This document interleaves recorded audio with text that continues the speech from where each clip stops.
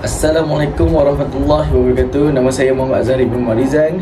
Saya daripada Diploma Islamic Banking. Kali ini saya akan menceritakan tentang Akta Pencegahan Rasuah 2009. Apa itu rasuah? Okey, rasuah itu adalah penerimaan atau pemberian suapan kepada seseorang individu untuk melakukan ataupun tidak melakukan tugasnya ataupun tugas hakikinya. Okey, suapan ini terdiri daripada hadiah, bonus, wang tunai, jawatan dan juga perkhidmatan dan juga yang lain-lain.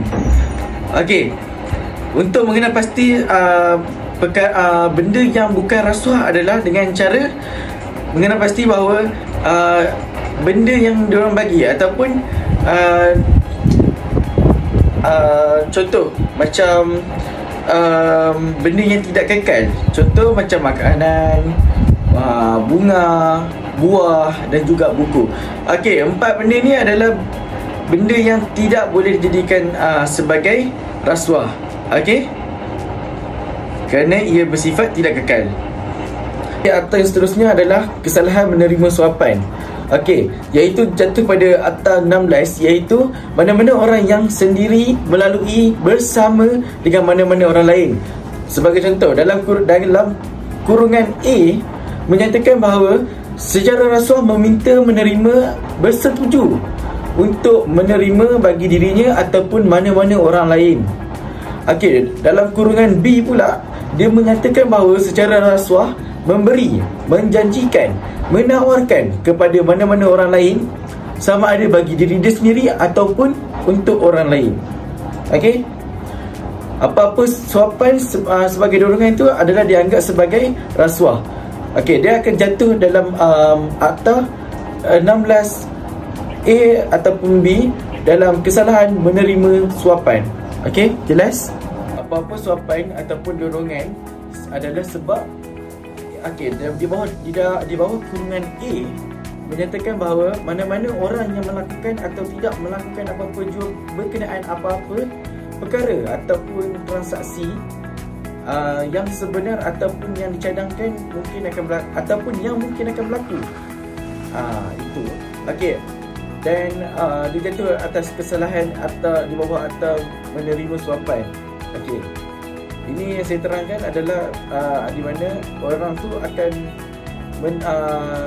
dikenakan di bawah Akta 16AB. Okey. Okey, macam mana dia akan kena? Okey, A tu yang tadi saya terangkan dah. Okey, bagi yang B pula, dalam kurungan B, mana-mana pegawai suatu badan awam melakukan ataupun tidak melakukan apa jua yang berkenaan dengan perkara-perkara seperti suapan, menerima suapan, sama ada sebenar ataupun yang dicadangkan. Macam contoh dia macam, saya baru nak cadangkan, pun still akan kena juga. Okey, yang berlaku dengannya ada badan awam yang terlibat, iaitu melakukan kesilapan. Okey, seterusnya saya akan membincangkan tentang akta di mana, iaitu Akta 17, iaitu kesalahan memberi atau menerima suapan oleh ejen.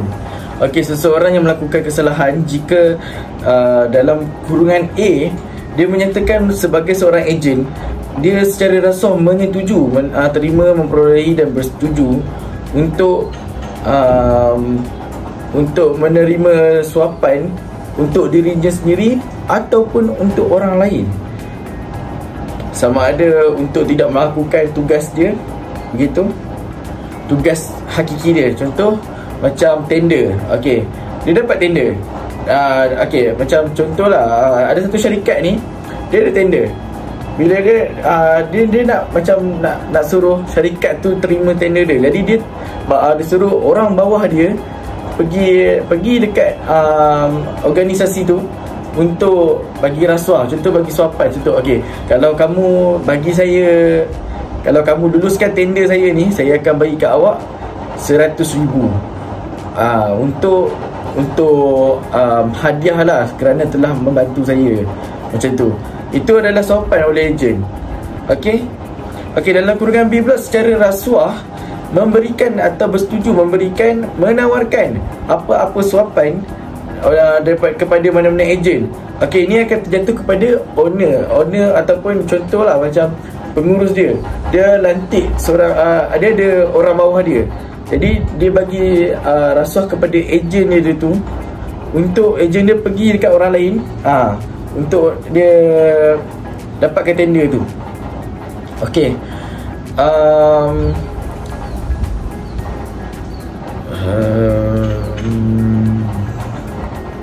Okey, seterusnya saya akan membincangkan tentang Akta 18, iaitu kesalahan dengan maksud untuk memperdayakan prinsipal oleh ejen. Okey, iaitu seseorang yang melakukan kesalahan jika dia memberi ataupun sebagai seorang ejen, dia menggunakan dengan niat untuk memperdayakan prinsipal, apa-apa resit ataupun apa-apa dokumen-dokumen lain yang berkenaan dengan prinsipal itu mempunyai kepentingan, yang mempunyai sebab dan mengandungi apa-apa pernyataan yang silap dan palsu. Okey, contoh macam seorang ejen, dia ataupun seorang pekerja, dia diberi rasuah untuk tidak melakukan dia punya tanggungjawab, dia punya tugas hakiki dia tu. Contoh macam dia memperdayakan prinsipal dia tu dengan cara dia memalsukan dokumen. Dia macam okey, duit setiap keuntungan, okey, kita akan dapat total bersih banyak tu. Tapi kita dapat banyak tu, tapi dia ambil sikit, dia letak dalam mana-mana. Lepas tu dia bagi tahu kata okey, semuanya lengkap, semuanya ada. Okey, itu salah satu. Okey, seterusnya saya akan membentangkan tentang section 23, iaitu kesalahan menggunakan jawatan atau kedudukan untuk suapan. Okey, dalam kurungan 1, mana-mana pegawai badan awam yang menggunakan jawatan atau kedudukannya untuk apa-apa suapan, termasuklah daripada segi saudara mara dia, untuk dirinya sendiri, untuk sekutunya, okey, untuk melakukan sesuatu kesalahan. Okey, dalam kurungan 2 pula dia macam memberi maksud bagi maksud subsection 1, seorang pegawai badan awam hendaklah dianggap sehingga akasnya dibuktikan telah menggunakan jawatan ataupun kedudukan untuk apa-apa suapan, sama ada bagi dirinya sendiri, saudara ataupun sekutunya, apabila dia membuat apa-apa keputusan atau mengambil apa-apa tindakan berhubungan dengan apa-apa perkara yang mengenai pegawai itu, atau mana-mana saudara atau sekutunya mempunyai kepentingan yang sama ada secara langsung ataupun tidak langsung. Okey, yang bagi kurungan yang ketiga adalah bagi mengelakkan keraguan, adalah diisytiharkan bahawa bagi maksud subsection 1 kurungan 1, mana-mana anggota pentadbiran sesuatu negeri hendaklah disifatkan telah menggunakan jawatan atau kedudukan untuk suapan jika dia bertindak bertentangan dengan subsection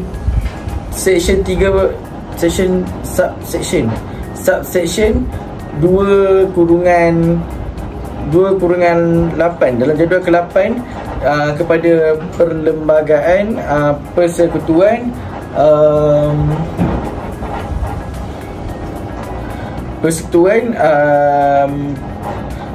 yang bersamaan dengan perlembagaan atau undang-undang tubuh negeri itu. Okey, dalam kurungan ke-4 pula dia menyatakan bahawa section ini tidaklah dipakai oleh bagi seseorang pegawai yang memegang jawatan dalam sesuatu badan awam sebagai wakil satu badan awam yang lain yang mempunyai kawalan separa atau atas badan awam yang mula-mula disebut atas berkenaan dengan apa-apa perkara atau benda yang dilakukan atas sifat sebagai wakil sedemikian bagi kepentingan ataupun faedah badan awam yang satu lagi. Okey?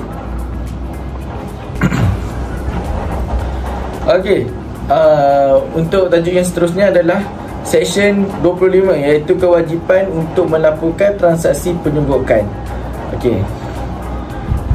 Dalam kurungan 1, mana-mana orang yang diberi janjikan atau ditawarkan apa-apa suapan dengan melanggar mana-mana peruntukan akta ini, hendaklah melaporkan pemberian janji atau tawaran itu berserta dengan nama. Jika diketahui orang yang memberikan, menjanjikan atau menawarkan suapan itu kepada pihak Suruhanjaya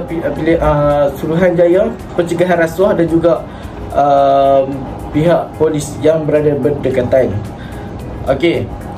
Bagi kurungan 2 pula, dia menyatakan bahawa mana-mana orang yang tidak mematuhi subsection 1 melakukan satu kesalahan ataupun apabila disabitkan boleh didenda tidak melebihi RM100,000 atau dipenjarakan selama tempoh tidak melebihi 10 tahun atau kedua-duanya.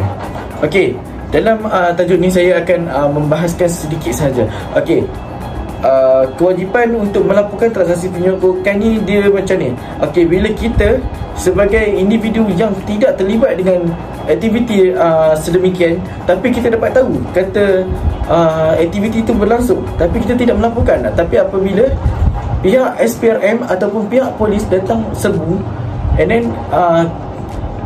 kita didapati mengetahui bahawa syarikat itu telah menerima rasuah ataupun membuat satu aktiviti penyonggokan. Jadi secara tak langsung, kita yang tidak melaporkan ni, kita pun akan dianggap sebagai orang yang bersalah kerana tidak melaporkan, dan kita pun akan tafsirkan sebagai orang yang bersubahat. Okey. Okey, bagi kurungan yang ketiga pula adalah mana-mana orang yang daripada suapan telah diminta ataupun diperoleh ataupun satu percubaan yang telah dibuat untuk memperoleh suapan dengan melanggar mana-mana peruntukan akta ini, hendaklah seawal yang mungkin ataupun selepas itu melaporkan permintaan atau perolehan atau percubaan untuk memperoleh suapan itu berserta dengan perihalan lengkap yang benar dan diketahui nama orang yang meminta, memperolehi dan cuba memperolehi suapan daripadanya itu ataupun kepada pihak polis ataupun kepada Suruhanjaya Pencegahan Rasuah. Okey, dia macam ni.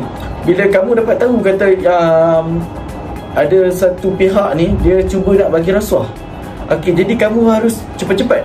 Okey, kamu kena pasti siapa orangnya dan siapa yang memberi rasuah, siapa yang siapa yang menerima rasuah dan siapa yang meminta rasuah. Lepas tu apakah rasuah yang diberikan dan pada masa bila terjadinya rasuah itu, terjadinya masa untuk diorang meminta, masa diorang menerima. Okey, itu maksudnya daripada kurungan 3. Okey, bagi kurungan 4 pula, mana-mana orang yang tidak tanpa alasan yang munasabah mematuhi subsection 3 melakukan sesuatu kesalahan dan apabila disabitkan boleh didenda tidak melebihi RM10,000 dan atau dipenjarakan selama tempoh tidak melebihi 2 tahun atau kedua-duanya. Okey. Okey, yang terakhir adalah percubaan, persediaan persubatan dan komplot jenayah boleh dihukum sebagai kesalahan.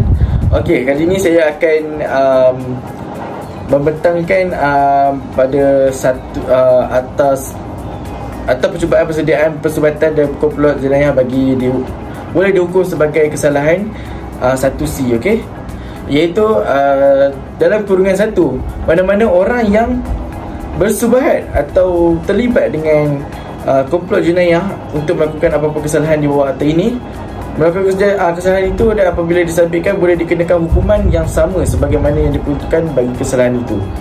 Okey, kiranya contoh macam tadi yang saya dah bagi tahu, kawan tu dia dah tahu kata ada orang cuba untuk memberi rasuah.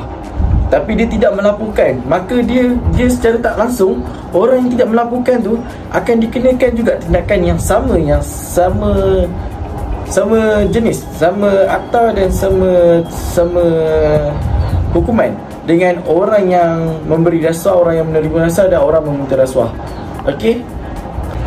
Sebelum saya mengakhiri saya punya presentation pada hari ini, saya ingin mengucapkan ribuan terima kasih kepada kami punya tenaga pengajar, iaitu Dr.